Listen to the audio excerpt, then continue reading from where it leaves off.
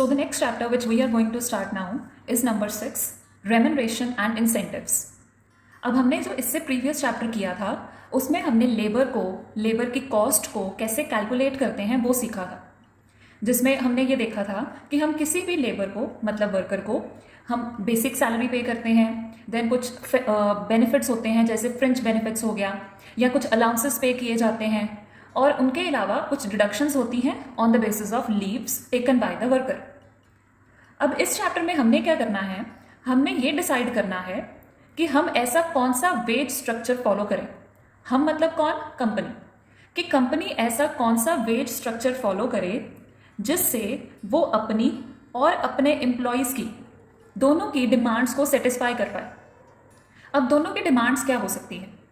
Employer हमेशा यही चाहेगा कि वो अपने वर्कर को मिनिमम से मिनिमम वेज पे करे या फिर वो इतनी ही वेज पे करे कि वो उसके वर्क के अकॉर्डिंग है, सो दैट उसका जो लेबर का खर्चा है वो कम हो सके।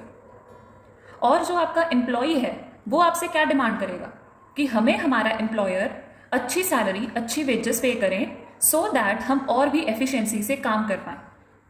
अब अगर आप अपने एम्प्लॉयज़ की डिमांड को पूरा नहीं करते हो तो उस केस में आपके जो वर्कर्स हैं वो छोड़कर किसी और फर्म्स में कंसर्न्स में जाना शुरू कर देंगे, जिससे क्या होगा, आपका लेबर टर्नओवर इंक्रीज हो जाएगा। लेबर टर्नओवर के इंक्रीज होने से हमें बहुत बड़ा लॉस होता है, क्योंकि हमने फिर से अब वो सारी की सारी एम्प्लॉयमेंट को दोबारा कंडक्ट करना पड़ता है, तो वो हमारे लिए लॉस हो गया। तो हमें एक ऐसा वेज स्ट्रक्चर चाहिए, we need to decide such type of wage rate system which is satisfying to the needs of both employer and employees. दोनों की नीड को सेटिस्फाई करे, मतलब वो ज़्यादा भी कॉस्टली ना हो और एम्प्लॉय को भी वो सेटिस्फैक्टरी लगे और वो उस वेज पर खुश होकर आगे और प्रोडक्टिविटी के साथ काम करे। अब जब भी हमने इस चैप्टर में रेम्यूनरेशन एंड इंसेंटिव्स को पढ़ना है, हमारे पास दो टर्म्स हैं। सबसे पहले है रेम्यूनरेशन और सेकंड है इंसेंटिव्स। अब रेम्यूनरेशन का मतलब होता है हम किसी भी वर्कर को उसके काम के बदले में जो वेजेस पे कर रहे हैं, means the amount which is paid to the worker for the work done by him. और इंसेंटिव का मतलब होता है हम उस पार्टी को या उस वर्कर को उसके एक्स्ट्रा बेनिफिट, एक्स्ट्रा एफर्ट्स के लिए, एक्स्ट्रा इनिशिएटिव्स के लिए क्या उसको फर्दर एक्स्ट्रा अमाउंट दें, वो होंगे आपके इंसेंटिव। फॉर एग्जाम्पल, हमारे पास एक वर्कर है, उसने 100 यूनिट्स प्रोड्यूस किए हैं और 100 यूनिट्स को प्रोड्यूस करने के कारण मैं उसको 10 रुपये पर यूनिट पे कर रही हूँ, तो उसकी सैलरी हो जाएगी 1000 रुपीज़। बट उसने अब वो जो सैलरी है वो आपका क्या हो गया, रेम्यूनरेशन का पार्ट हो गया। बट उसने जो वो प्रोडक्शन की है वो उसने बहुत जल्दी की है, उससे हमारा टाइम सेव हो गया, तो हमने मार्केट में और ज़्यादा डिमांड को पिक कर लिया। तो अब हम क्या सोच रहे हैं कि हम अपने उस वर्कर को जिसने 1000 वेजेस अर्न की हैं उसको 300 रुपीज़ एक्स्ट्रा पे करें। क्यों पे करें? क्योंकि उसने हमारा टाइम सेव किया है और हमें एक्स्ट्रा डिमांड कैरी करके दी है। तो वो जो 300 रुपीज़ हम उस वर्कर को पे कर रहे हैं वो हो जाएंगे आपके इंसेंटिव्स। तो आप किसी भी वर्कर को रेम्यूनरेशन पे करते हो और इंसेंटिव्स पे करते हो। अब यहाँ पर क्या है, कई बार किसी पार्टी को इंसेंटिव्स पे करने की बजाय उसको पनिश भी किया जा सकता है। पनिश करने का मतलब कि अगर उसने अपनी एफिशिएंसी के अकॉर्डिंग काम नहीं किया है। अगर मैं सेम केस लूँ, मेरे पास एक वर्कर था जिसने 100 यूनिट्स मैन्युफैक्चर किए, तो मैंने उसको 10 रुपये के अकॉर्डिंग 1000 वेजेस पे करनी है। उसने 100 यूनिट्स मैन्युफैक्चर तो कर दिए बट उसने टाइम बहुत ज़्यादा लिया और जो भी यूनिट्स उसने मैन्युफैक्चर किए हैं वो डैमेज हैं या उनमें कोई ना कोई फॉल्ट है या डिफेक्ट है। तो अब मैं क्या करूँगी, जो उसकी 1000 की सैलरी बनती है, जो उसकी रेम्यूनरेशन बनती है, 1000 में से कोई ना कोई अमाउंट डिडक्ट कर लूँगी as a sort of punishment कि उसने हमें कोई ना कोई लॉस किया है या उसने अपनी प्रोडक्टिविटी को कम किया है, आउटपुट कम प्रोड्यूस करके दिया है या फिर लेट प्रोड्यूस करके दिया है। तो इस चैप्टर में हम ये सब कुछ पढ़ेंगे। अब हमने किन किन मेथड्स के थ्रू किसी भी वर्कर को रेम्यूनरेशन या इंसेंटिव्स पे करना होता है, वो है 4 कैटेगरीज में divide. There are 4 methods of remuneration. First method है आपका टाइम बेस्ड, मतलब इसमें आप क्या करोगे, आप अपने एम्प्लॉयज़ को टाइम के अकॉर्डिंग पे करोगे। अब टाइम के अकॉर्डिंग पे करने का मतलब ये हुआ कि वो जितने घंटे काम करेगा आप उसको उतने घंटे के लिए पे कर दोगे। अगर आप कह रहे हो कि आपका 1 घंटे का जो रेट है वो 100 रुपीज़ है और वो 8 घंटे काम कर रहा है एक दिन में, तो आप उसको 800 की वेजेस पे कर दोगे। टाइम बेस्ड रेम्यूनरेशन, जितना टाइम काम करेगा उसको उतने टाइम के लिए पे कर दिया जाएगा। अब इसमें फर्दर 4 मेथड्स हैं: flat time rate, high wage system, graduated time rate, differential time rate.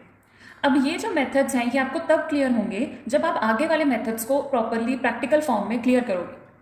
Time based methods का कोई प्रैक्टिकल अभी तक नहीं आया है, इसके प्रैक्टिकल को आगे वाले मेथड्स के साथ मिक्स करके डाला जाता है, तो डायरेक्ट क्वेश्चन इसका अभी तक नहीं है।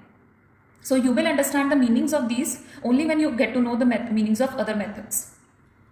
नाउ सेकेंड, रिजल्ट बेस्ड और piece based method of remuneration. अब इसका मतलब क्या हुआ? इसका मतलब कि आप जितने नंबर ऑफ यूनिट्स को प्रोड्यूस करोगे उतने नंबर ऑफ यूनिट्स के अकॉर्डिंग आपको पे कर दिया जाएगा। अगर एक वर्कर 100 यूनिट्स प्रोड्यूस कर रहा है तो उसको 100 यूनिट्स के अकॉर्डिंग पे कर देंगे। अगर आपका कोई वर्कर 150 यूनिट्स प्रोड्यूस कर रहा है तो उसको 150 के अकॉर्डिंग पे कर देंगे। मतलब जो जितना प्रोड्यूस कर रहा है उसको उसके अकॉर्डिंग पे कर दिया जाएगा। अब इसके अंदर जो भी आपके 3 मेथड्स हैं, straight piece rate, Taylor's differential piece rate method, then आपका merits multiple piece rate method, ये तीनों प्रैक्टिकल के लिए बहुत इंपॉर्टेंट है और नॉर्मली आपको प्रैक्टिकल इसी मेथड से ही आएगा। हम अपनी नेक्स्ट वीडियो में स्टार्ट करेंगे इनके प्रैक्टिकल्स, तो आपको क्लियरली समझ आ जाएगा कि इनमें डिफरेंस क्या है। अब इनमें अगर सबसे ईजीएस्ट माना जाए तो वो आपका होता है स्ट्रेट पीस रेट। मतलब एक ने 100 यूनिट्स प्रोड्यूस किए तो उसको उसके अकॉर्डिंग पे कर दो, एक ने 140 प्रोड्यूस किए तो उसको उसके अकॉर्डिंग पे कर दो। बाकी वाले जो दोनों मेथड्स हैं वो आपकी आउटपुट के ऊपर डिपेंड करते हैं कि आपने कितनी जल्दी प्रोड्यूस किए हैं या आपने कितनी लेट प्रोड्यूस किए हैं।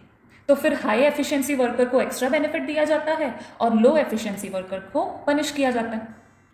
सो these are your output based और रिजल्ट बेस्ड और पीस बेस्ड मेथड्स। नेक्स्ट है आपका इंडिविजुअल प्लान्स, कि हर एक वर्कर को एक्स्ट्रा बेनिफिट दिया जाता है उसकी इंडिविजुअल परफॉर्मेंस के बेसिस पर। अब इनमें जो भी आपको मेथड्स दिए गए हैं ये 6 हैं जो इंडिविजुअल प्लान्स के लिए इंपॉर्टेंट है, इंडिविजुअल प्लान्स का पार्ट है। बट जो आपके लिए इंपॉर्टेंट है वो सिर्फ 2 हैं, हॉलसे प्लान एंड रोवन प्लान। इन दोनों का प्रैक्टिकल क्वेश्चन आ जाता है, चाहे आप उसको 5 मार्कर ले लो चाहे 15 मार्कर ले लो, but Halsey plan and Rowan plan are very important. So we will do the practical questions of this chapter in later on videos of these methods. अब आता है आपका जो लास्ट है वो है ग्रुप बोनस प्लान्स, कि जो वर्कर ग्रुप में काफ़ी एफिशिएंसी के साथ काम कर रहा है, मतलब वो सिर्फ और सिर्फ इंडिविजुअली ही नहीं अच्छा परफॉर्म कर रहा, रादर अगर हम उसको ग्रुप में काम करवाते हैं तो वो तब भी बहुत अच्छा परफॉर्म करता है, तो हमने ग्रुप बोनस प्लान्स भी बनाए हुए हैं। तो उसके अकॉर्डिंग उसको एक्स्ट्रा पे किया जाता है अगर वो एफिशिएंसी के साथ ग्रुप में कोऑर्डिनेट करता है। अब इसके भी जो भी प्लान्स हैं अगेन थ्योरेटिकल बेस्ड हैं, प्रैक्टिकल नहीं है। अगर यहाँ पर ओवरऑल देखा जाए तो हमने प्रैक्टिकल के लिए जो जो मेथड्स करने हैं, first, second, third, fourth and fifth, ये 5 में से आपको श्योर शॉर्ट क्वेश्चन आएगा ही आएगा in your practical, in your question paper. So in the next video, I will discuss about the result based और the piece based method. हम इस method से स्टार्ट करेंगे और इनका प्रैक्टिकल देखेंगे कि किस तरह का आता है, क्योंकि जो आपका स्ट्रेट पीस रेट और टेलर डिफरेंशियल मेथड का क्वेश्चन आता है वो नॉर्मली रिपीट होता है। एक स्टैंडर्ड पैटर्न बना हुआ है क्वेश्चन का और उसी पैटर्न का क्वेश्चन हर बार रिपीट होता है। So we will do that part in a very careful manner. Thank you.